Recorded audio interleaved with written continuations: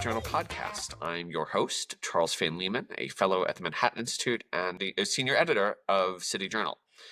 Today on our panel, I am joined by Judge Glock, economics policy guy at the Manhattan Institute, Rafael Mangual, our crime policy expert, and today with special guest Heather McDonald, Thomas W. Smith Fellow at the Manhattan Institute, and of course, a contributing editor of City Journal, longtime champion of City Journal. Heather, thank you so much for joining us. I want to get us right into the news of the day. We've been following very closely this Harvard case, the conflict between the Trump administration and Harvard University. On Monday, Harvard brought suit against the administration, alleging a variety of both procedural and substantive violations.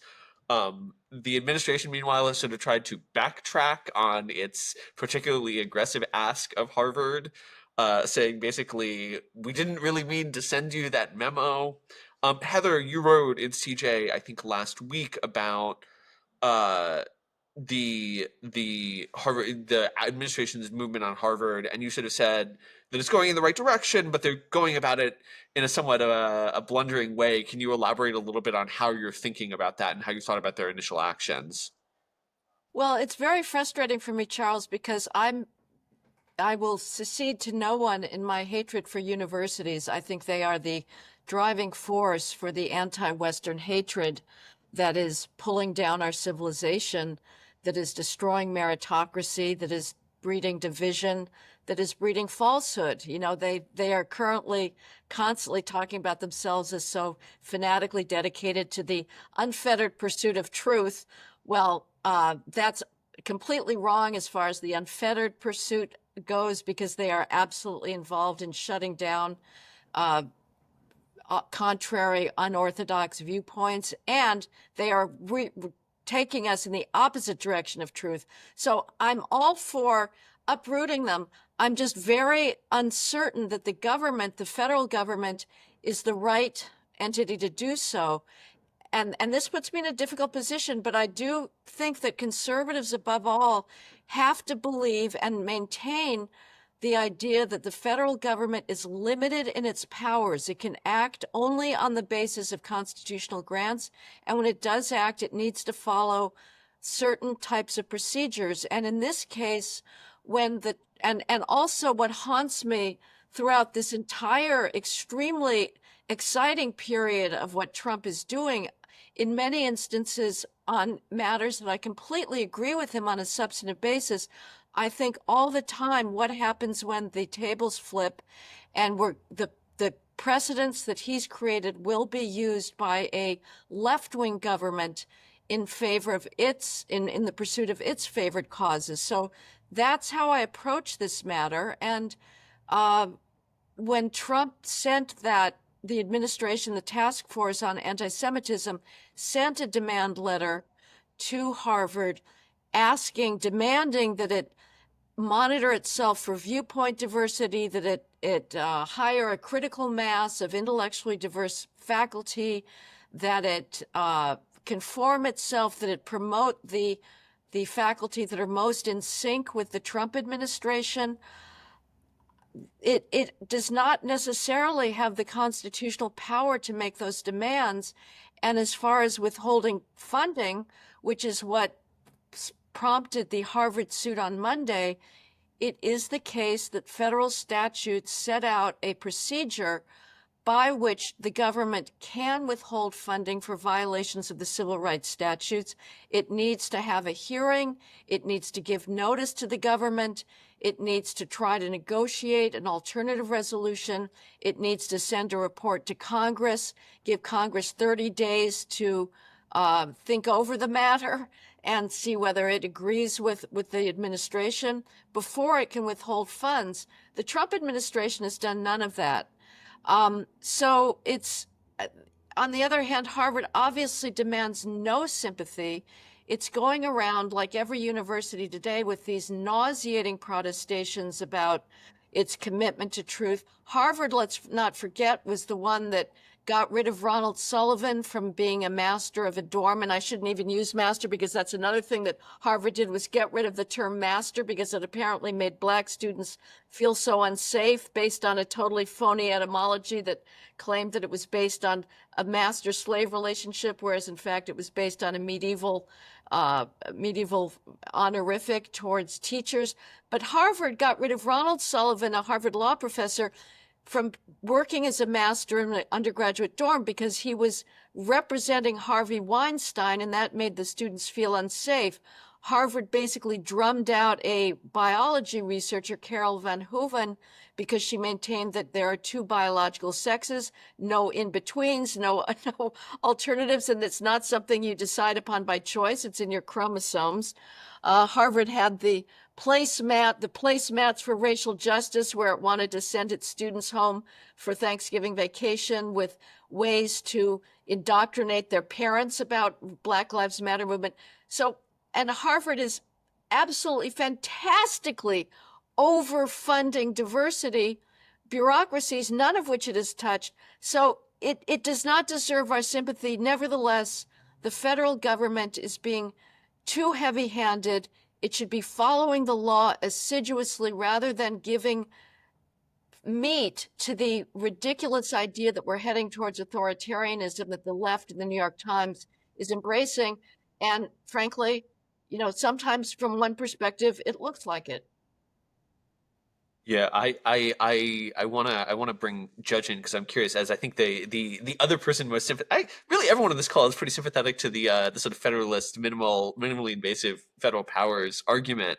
But Judge, I'm curious if you think if there's a way for the administration to backtrack and sort of do this in the right fashion. Have they gotten out over their skis? I think Heather's right, and by the way, she has a great piece in the most recent, the newly out issue of City Journal that I encourage everyone to check out, about the sort of misconduct of these universities. But so I'm curious if there's a way for the Trump administration to reclaim this, like, the mantle of justice here.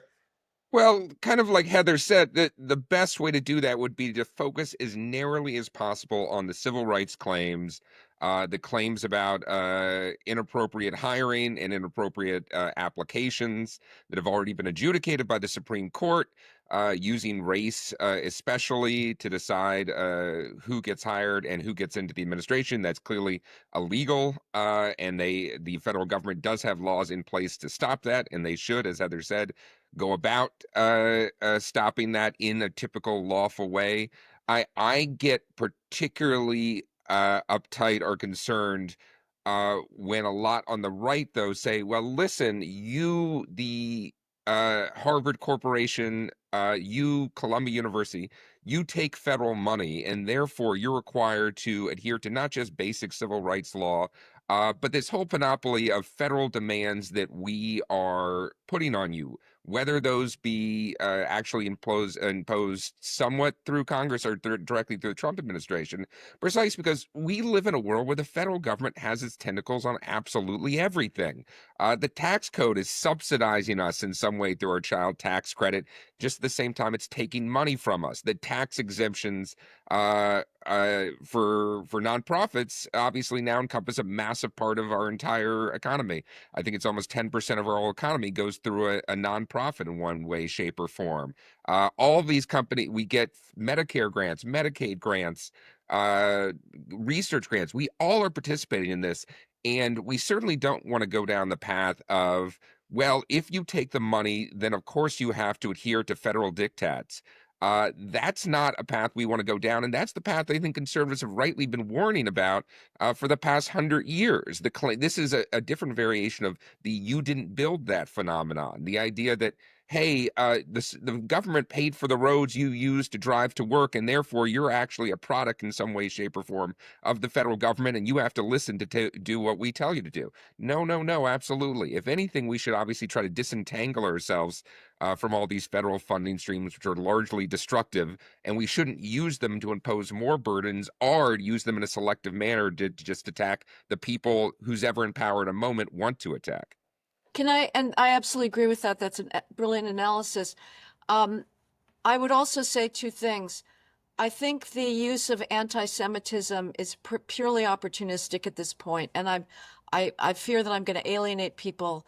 Uh, there's no question that there's hatred for Israel, but the Trump administration is using this charge of anti-Semitism as an excuse to do whatever it wants. I mean, the list of demands that it sent on April 11th, maybe two of the 30 or something had something remotely to do with anti-Semitism. But I would also say that it is it's too broad.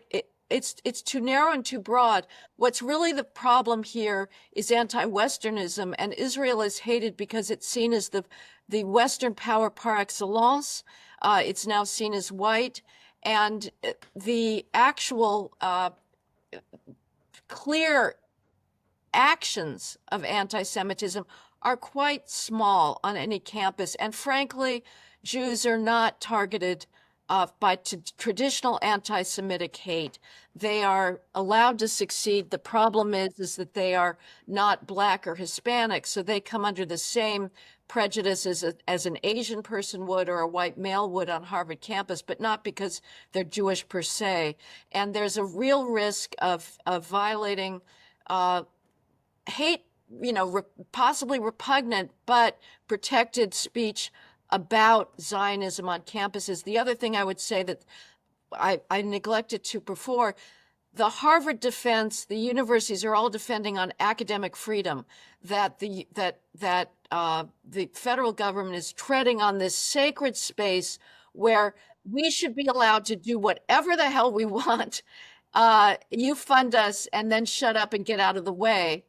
And I hate that concept. I would go back. I'm very traditional on this. I would actually support Jane Stanford in her original fight with the economist Ross that led to the whole concept of academic freedom, where Jane Stanford at the turn of the 20th century said, hey, man, Stanford is my university. I'm funding it. I don't want any of these commie economics professors and sociologists here. She rightly saw what was coming, and that was viewed as just completely inappropriate. You as funder, as creator, you give us the money and then we want you to disappear.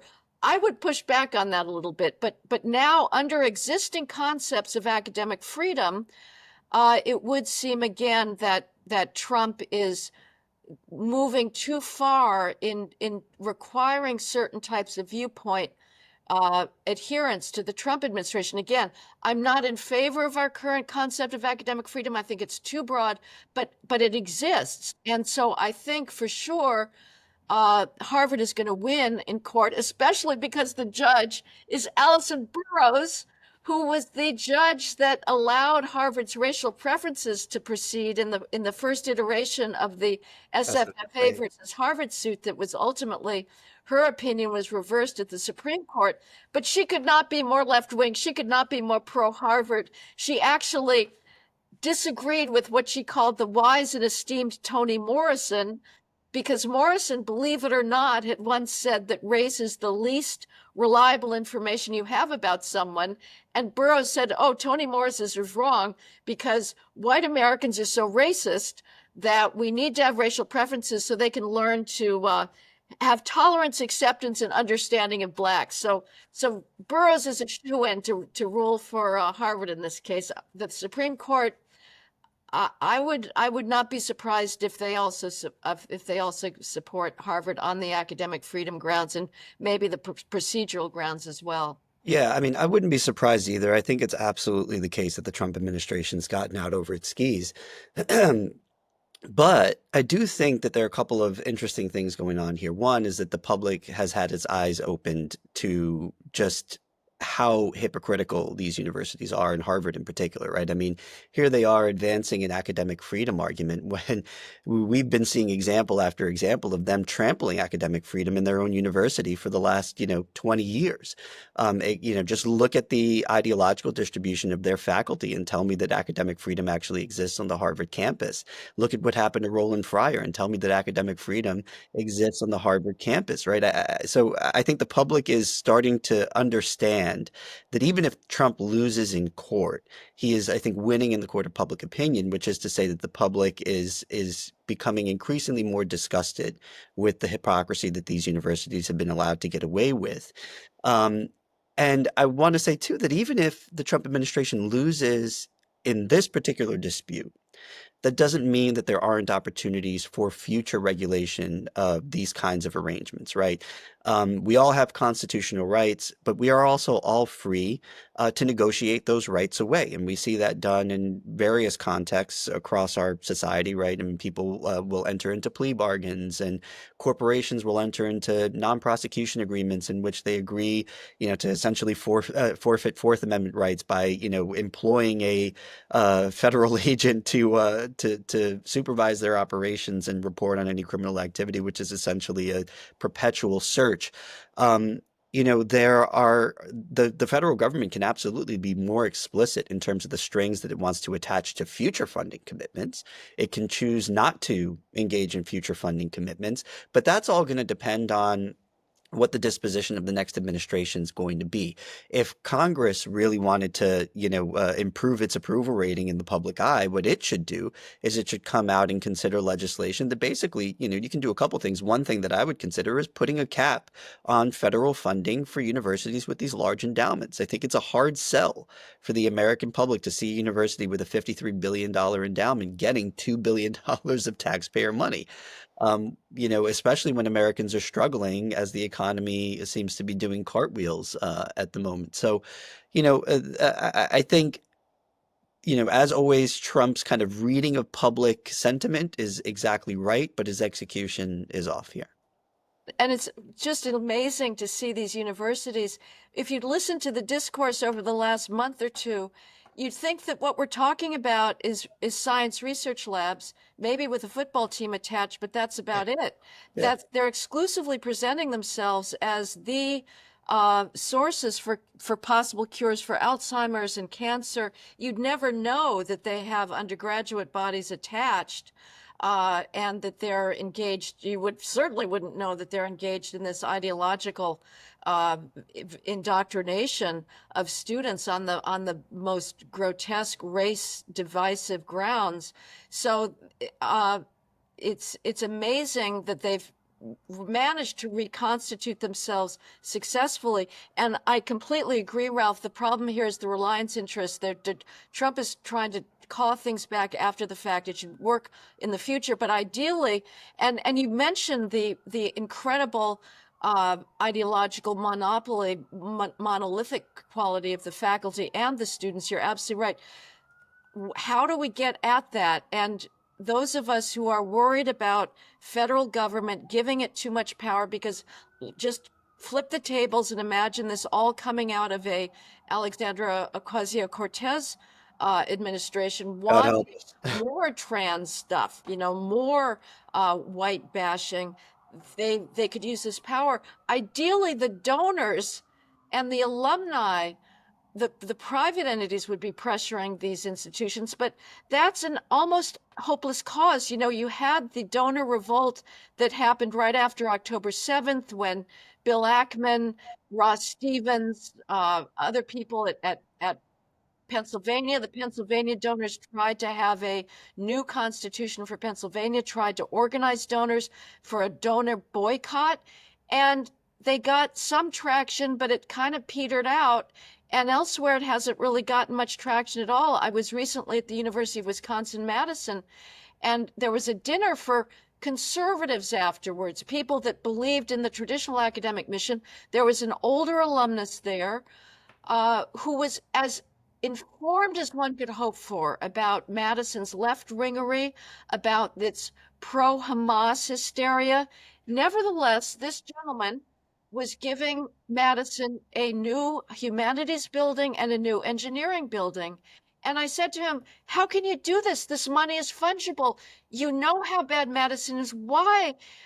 They're just going to use that money that you're saving them and go more into the anti-Israel hatred. And he just shrugged his shoulders and said, they gave me a free education. I said, it's not the same institution. They that gave you an institution It's dead now. education Yeah, is not the institution. It doesn't matter. These guys, they want their names on their buildings. I concluded sort of ungraciously, but if he's that dumb, it is about ego. It's going to be very hard to turn it around. I agree. I want to, and hopefully one way that could cash out, this could all cash out, you think about the sort of back and forth, is there's a possibility where universities over the long run start to look a little less like Harvard and a little more like Hillsdale in terms of their level of dependence on the federal government, which in my mind would be not such a bad thing, at least in some ways. I want to take us out because I want us to talk about other topics, but before we do that, I want to ask very briefly. It's a very practical question. Short answers is the Trump administration going to blink here? I think Harvard is sort of coming at them with this full court press. Are they going to back down on their demands, or are they going to double down? Ralph, what's your brief take? Well, I think they'll have no choice but to settle this in some way. Whether they can do so and save face is another question. But yeah. Judge? Agree with Ralph. They're going to back down, and they're going to have to make it look as palatable as possible, but it's not going to be great. Heather? I don't think they will. I think they'll fight it to the core. I don't think Yeah. Trump admits fault ever. Yes, I think that's correct. I think they don't like to back down in the administration. All right, I want to make sure that one more time remind folks to check out Heather's long form piece on everything in the universities racist but underfunded in City Journal's print magazine, also online. But let's move on to talk briefly about some New York City news. Also, earlier this week, a judge in Manhattan barred the Adams administration from allowing ICE agents to operate out of Rikers Island, which is New York City's jail that is slated for closure by 2027. This is after the New York City Council sued to stop Adams from bringing immigration agents back to the city. New York is a sanctuary city and a sanctuary state. On the other hand, Adams has sort of pushed back against this, saying that immigrant crime in particular is a major problem for the city right now. The council, by contrast, is doubling down on its commitment to immigration at all costs. Ralph, I wonder what you make of this latest ruling. Do you think this is is this sensible policy? Is Adams moving in the right direction, or is the council right to pick a fight with him? Well, Adams is moving absolutely in the right direction, but the council does have a legal leg to stand on here. I mean, there is legislation prohibiting that kind of cooperation. Now, I think that's misguided from a policy perspective. But I don't think that this lawsuit is completely empty here either. It's another example of the left's kind of commitment to the most radical approach to whether it's immigration enforcement or law enforcement possible. And New York City's been ground zero for that for a long time, so it's not at all surprising to me. But the nice thing is that this might actually help Mayor Adams, in the mayoral election, because here he is again, standing on the right side of what is in reality an 80-20 issue against an institution that seems more and more like it's running around with its hair on fire, and that's the New York City Council. It's amazing. I mean, if you wanted proof of the Great Replacement ideology, and it's not a conspiracy, it's just a reality, you have elites that are saying, we don't have enough illegal aliens. We need to hold on to the illegal alien criminals as well. Most people in Rikers are guilty. There are mistakes that are made, but they have to work pretty hard to get picked up by the police and put in Rikers. So all that's being asked here is for ICE agents to be stationed in Rikers to check out whether the people there are in fact documented or undocumented. But the view on the part of sanctuary advocates in New York City and elsewhere is that we have to hold on to our illegal alien criminals and put them back on the streets. If you were and I find it completely amazing when you have police chiefs, probably maybe under pressure, they'll give them the benefit of the doubt or by sincere conviction, also opposing cooperating with ICE on things like detainers, where a prison or a jail will notify ICE when it's about to release an illegal alien criminal so that ICE can pick him up right as he leaves rather than having him disperse back into the community, and makes it much harder to find him, much more dangerous for all parties involved. But you have police chiefs objecting to notifying ICE when an illegal alien criminal is being released. You would think any police chief would say, get the guy off my hands. That's one less criminal I have to worry about. And yet they will still say, he's our illegal alien criminal. Keep him here. It is truly perverse. Well, thank God it's not happening everywhere. I mean, I'm here in Nassau County, out in Long Island, and the Nassau County executive, Mr. Blakeman, actually allowed the Nassau County Police Department to deputize 10 detectives as ICE agents so that they can Yay. help facilitate enforcement out here on the island, which has been, great, and it's very welcome among the residents.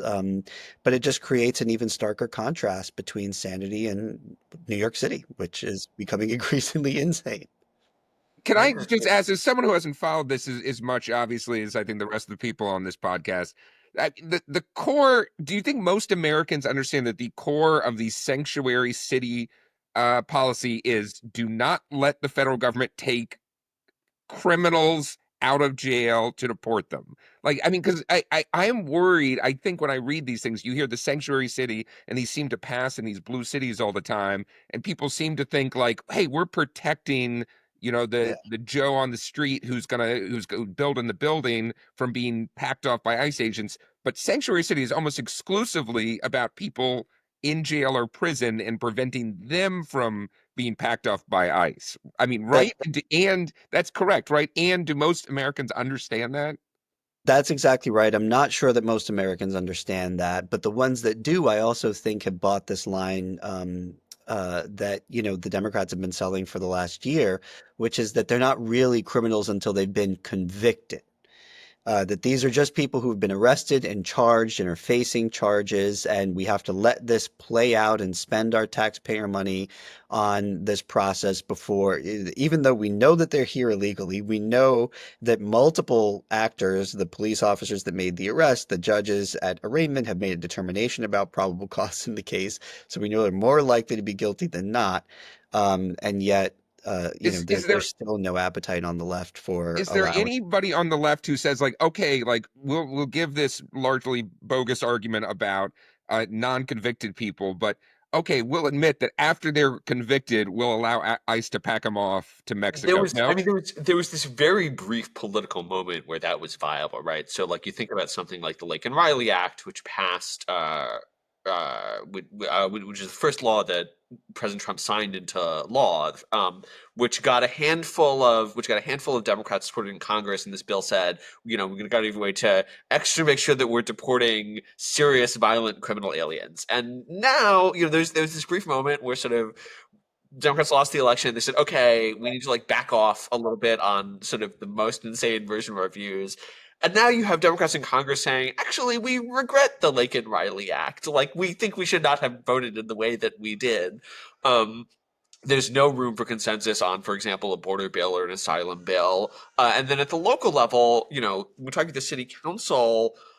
Adrian Adams, who is the speaker of the city council, is no relation to Eric Adams, different Adams, but Adrian Adams is running for mayor while she is backing this stuff. And so in her mind, this is like what she needs to do in order to earn the endorsement of New Yorkers. So I think there was a brief period of time where sort of like conceding to the general public's view on this topic made sense to Democrats, but I think that window has very rapidly closed as the salience of immigration and of Trump's views on immigration has risen. They sort of feel the need to like push back against that. I think But that's right. I mean, the real test of this would be to actually for the Trump administration to say, okay, fine, we won't reopen the office on Rikers, which by the way existed in the past, and the sky didn't fall as far as I'm aware. But we're going to reopen those offices now in New York State prison campuses. So we're going to work with the officials at Sing Sing and Attica and all these places where the only people there are those who have been convicted, and then we'll see what the Democrats think. But my guess is that somebody somewhere will sue to stop that too. I mean, that's just a straight savings for the state and local. Then after the post conviction, it's like, hey, just deport the guy. That saves us all time and money. Especially, like, not to bring up the other elephant in the room.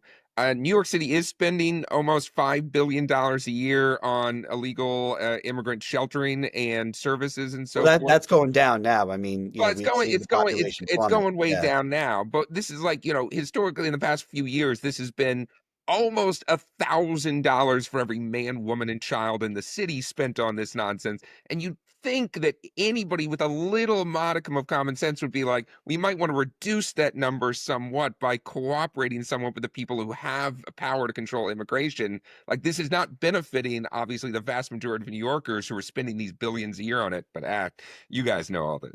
But I think that I've always understood that it was always the ICE is there for always post sentence or post conviction, not just somebody's come into a jail and he's illegal, we're going to take him now. I think it's always been that.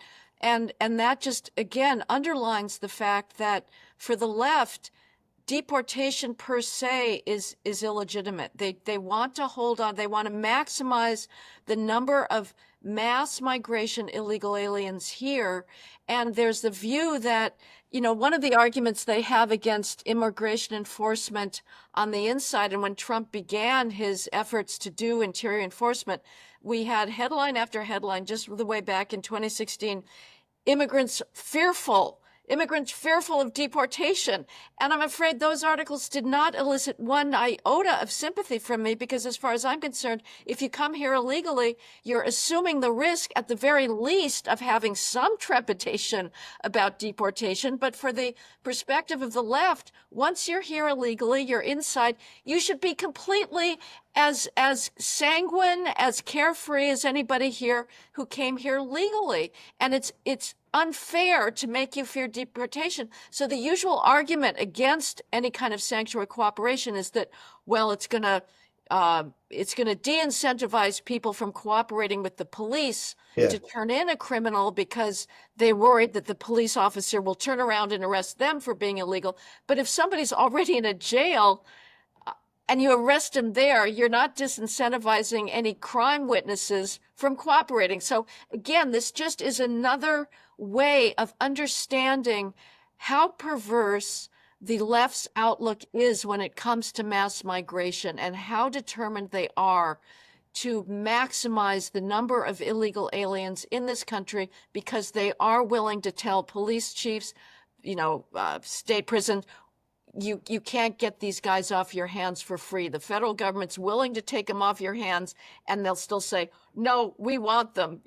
Don't take them away from us. It is truly amazing. It is. And I just think that the argument that they make about, cooperating with law enforcement with respect to other crimes is rich because, in theory, these are going to be criminals that the left has supported in every other way, by making sure that they're less likely to be held in pretrial detention, prosecuted at all. And if they are prosecuted and convicted by some a stroke of luck, they're going to make sure that they serve the lightest possible prison sentence, if any. So it's hard to even take that seriously, but so you're exactly right. I mean, that bottom, this is really just a commitment to immigration for its own sake, both legal and legal. I don't understand it. I think the vast majority of Americans don't understand it, but what I don't think we've yet figured out is why these cities continue to get away with it, even though I think if you were to poll, residents, the vast majority of them think that this is unreasonable. So I wanna take us out, and I wanna ask. It seems like the consensus here, and I agree, is that justice and the public are on Eric Adams' side. But is that gonna be enough? Do we think that Adams is gonna win this one? Is he gonna get his way, or is the city council gonna finagle its way to ensuring that violent illegal immigrants are deported without I don't even know what? Ralph, what's your prediction? Yeah, I think the city council has a good chance of winning this fight in court, but I think that continues to erode public trust on this issue, and it might ultimately help Adams in the mayoral contest. Although I still think Cuomo is going to be the front runner, far and away. But then again, I also think it's very possible that this turns out to be a three-way race between Cuomo, Adams, and Mamdani, with Curtis Lewa taking off another small slice of the vote, actually. So, who knows how this plays out? Judge, what's your take? Yeah, I think the council's got the power here. It's almost like they're going to win. But from what I saw, it sounded like the judge ruling on this in the first kind of injunction was pretty wild. Like they can't even Adams can't even talk to Talk ICE about or it, something right? like this is the sort of thing where the people are overreacting to anything the federal government does and then just enjoining the entire like activity of the government without thought. So I think some of the more extreme pushback by the city council is going to lose, but on the whole, they'll probably get what they want, Heather, unfortunately. where do you think it's going?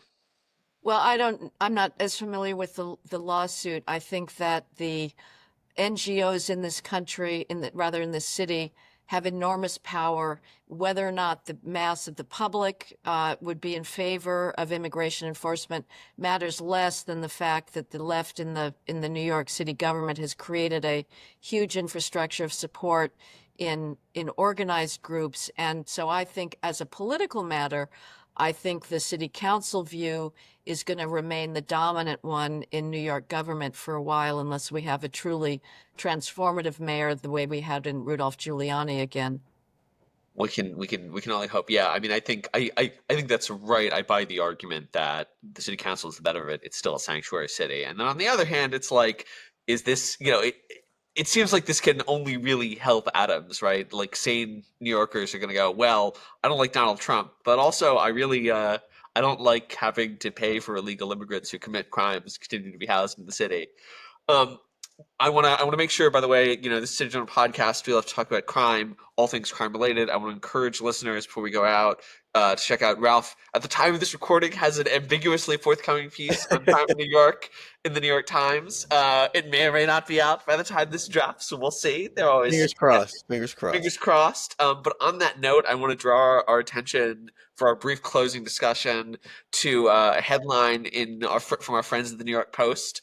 And the headline is Homeless Parolee with 13 prior arrests charged in random metal knuckle knife attack on New York subway. And first of all, it's really a work of art from the New York Post headline writers, as always. We gotta love them.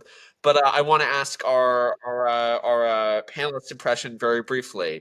Are the subways getting safer in New York and elsewhere? Is transit crime is people's perception of transit crime changing? Does it feel like the subways are getting safer given this high salience attack? Ralph, what's your Yeah, take? I think that you asked the question exactly the right way. The subways on paper are getting safer, right? The Part One crimes are going down. We haven't had a murder through the first quarter of the year for the first time in a while, right? All of that stuff is good. The perception, however, is I think that the subways are unsafe is more durable in part because there's a lot of not just these high salient attacks like the one that made the cover of the New York Post, which of course is terrifying and all too common in this city, but it's more so the disorder that people are being confronted with on a daily basis. I mean, I entered the subway recently, not that long ago, and someone decided to urinate right in between cars while in a subway full of people. I mean, just pulled her pants down, opened the door, and squatted between the so that's the kind. I had another friend tell me that some guy had exposed himself. So these are the interactions that probably never get reported to the police. People just kind of take them in stride now, but nevertheless inform a sense that the subways are lawless, and that part is not entirely inaccurate. So yes, we're making progress. Yes, that's good, but also there's still a lot of work to be done. The subways are still an unpleasant place to be. The smells, the smoke, the antisocial, boorish behavior. Lots of people, I think, are still fed up with it, and rightly so.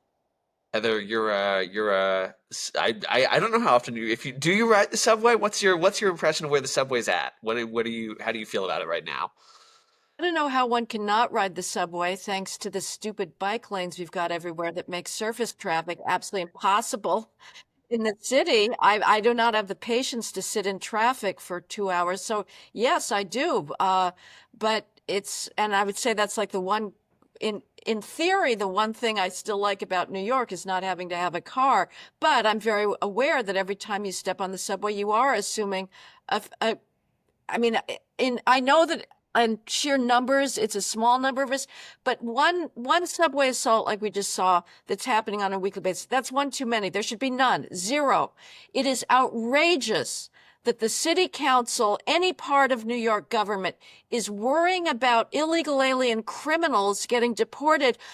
Every waking moment should be spent on trying to get the subways and the streets safer, of cleaning up this squalor. these people that are committing these repeat attacks are completely knowable in advance. We know what they look like. They're the psychotic drug users, the MICA population, mentally ill chemical abusers. There are walking time bombs, and yet government has so lost faith in its right and legitimacy to enforce bourgeois norms of order and behavior that it has allowed public spaces, cities to degenerate into insane asylums, putting the law-abiding and the hardworking at risk. It's the great inversion. Government now takes as its primary clients the dysfunctional, the antisocial, the dependent, and regards hardworking taxpayers as ATMs to fund the government's foolish, impossible, utopian social projects of social uplift. It is absolutely horrendous what New Yorkers have allowed themselves to put up with in the quality of this urban streetscape, the degradation of human behavior, and the risk that nobody in a civil society should have to undertake of being attacked out of nowhere by a mentally ill person who should be put in prison or put in a mental institution for life because he should not have the freedom to put at risk people who are trying to go about their lives, contribute to society, participate in the economy, and pass something on to their children. Say it Yeah, again. what Heather said. That's my response. Yeah, I think that's right. I got nothing to add. That sounds completely correct to me. All right. I wanna take us out because I think that's about all the time that we have. Thank you as always to our panelists. Please check out Heather in the new issue and also Ralph in the New York Times at some point. Thank you to our producer, Isabella, Isabella Vecchi. As always, listeners, if you've enjoyed this episode, or even if you haven't, please like, subscribe, leave comments, ratings. If you ask us questions, at some time we may eventually answer one of them. You can check us out on YouTube or anywhere else you get your favorite podcasts. Until next time, you've been listening to the City Journal podcast. I hope you'll join us again soon.